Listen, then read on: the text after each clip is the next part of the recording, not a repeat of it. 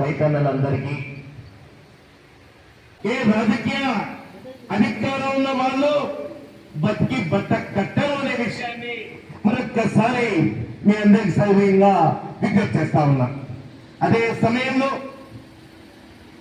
మనం అన్న నేను కూడా లింగన్న జై జవాన్ అన్నట్టు గట్టిగా రావాలి. ఎలా మనం విజయవంతం చేయాలి రైతు రుణములు అందరూ కూడా అనుకుంటే పిలిపించి ప్రెస్ ద్వారా పిలిపించా, సోషల్ మీడియా ద్వారా ఊరిపై మన మార్గనిర్దేశం చేయవలసిందిగా ఈ సందర్భంగా తెలియజేసుకుంటున్నాను. విభజించుకొని మండలానికి ఒక గ్రూప్ చొప్పున తిరుపతి రెడ్డి అన్న గారు మర్చిపోయిన మాకు గతంలో లింగారెడ్డి అని మర్చిపోయినాము. యాదగూడ గారికి చెప్పమని చెప్పిన అంటే గతంలో ఎవరైతే రైతుల కొరకు పోరాటం చేసిరో వాళ్ళందరినీ మనం గౌరవించుకుంటూ వాళ్ళ ఆధ్వర్యంలోనే పోదామని సమస్య ప్రభుత్వం రాగానే పరిష్కారం చేస్తానని బీమా అట్లాగే పంటలు అందరం తగిన మూల్యం చెల్లించమని చెప్పినాం. నీకు కుర్చి పనికిరావద్దాం కూర్చుకుంటున్నాయి ప్రజాస్వామ్యాన్ని కూలి చేస్తున్న అవసరం ఉంది. ఇక రెండవది రైతు 40,000 కోట్లు రావాలా, ఇంకా 12,000 ఇస్తామని మంత్రి అంటున్నాడు. అది ఏ రకంగా అవసరం? అది మరి ఎన్ని కోట్లు వాళ్ళు మొత్తము అందరు కావాలి.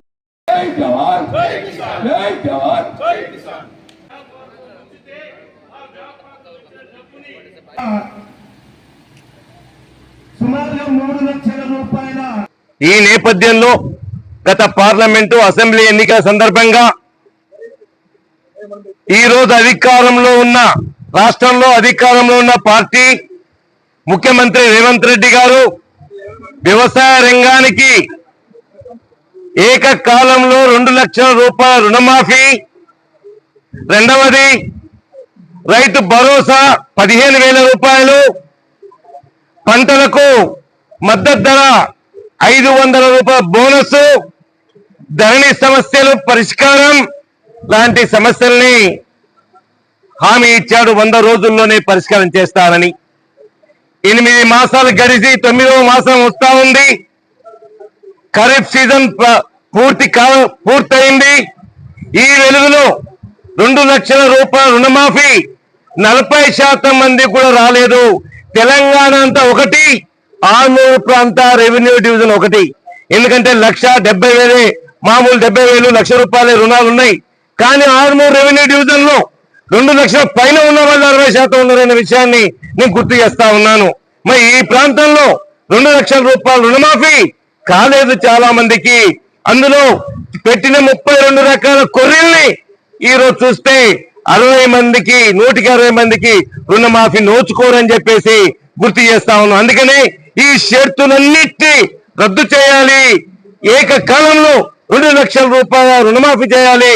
అట్లాగే 500 రూపాయల బోనస్ ఒక్క సన్నధాన్యానికే కాదు, ఏదైతే పంటలకు తక్కువ ఉందో అన్నిటికీ ఇవ్వాలని చెప్పేసి డిమాండ్ తోనే ఈ రైతు ఐక్య కార్యాచరణ కమిటీ తరఫున సమావేశం నిర్వహించడం జరిగింది. ఈ నెల 24వ తేదీన ఇదే కళ్యాణ మండపంలో గృహ సమావేశం చేసుకొని భవిష్యత్తు ఉద్యమ కర్తవ్యాన్ని రూపొందించుకుంటుంది. కాబట్టి రాజకీయాలకు అతీతంగా, జెండాలకు అతీతంగా ఈ రోజు ఈ సమావేశ ఏకగ్రీవ తీర్మానం 24వ తేదీ ఉదయం 10 గంటలకు ఈ హాల్లో సమావేశం చేసుకొని భవిష్యత్తు కర్తవ్యాన్ని రూపొందించుకుంటాం. ఈరోజు ఆర్మూరు ప్రాంత రైతులమందరం కూడా ఒకే దగ్గర సమావేశమై రైతు రుణమాఫీ కానీ, రైతు భరోసా కానీ ఎలక్షన్స్ కంటే ముందు ఇచ్చిన హామీలన్నీ కూడా, వ్యవసాయ రంగానికి ఇచ్చిన హామీలన్నీ కూడా నెరవేర్చాలనే ఉద్దేశంతో కొంతమంది రైతు ప్రతినిధులం ఇక్కడ సమావేశమై కార్యాచరణ రూపొందించడం జరిగింది. మళ్ళీ ఏదైతే ఈరోజు తీర్మానం చేసినామో రైతు రుణమాఫీ ఎలాంటి షరతులు లేకుండా అందరికీ రుణమాఫీ చేయాలని చెప్పి తీర్మానం చేయడం జరిగింది. అలాగే రైతు భరోసా ఏదైతే ఎలక్షన్ లో హామీ ఇచ్చిండో 7,000 రూపాయలు ఎకరానికి రైతు భరోసా కూడా ఈ వర్షాకాలం పంటకు ఇవ్వలేదు. ఇంకా విధి విధానాలు రూపొందిస్తామని అంటున్నారు. విధి విధానాలు రూపొందించే వరకు పాత పద్ధతులనే గత ప్రభుత్వం ఇచ్చినట్లే 5,000 కాడికైనా కానీ రైతు భరోసా ఇచ్చి రైతులను ఆదుకోవాలని కూడా తీర్మానం చేయడం జరిగింది.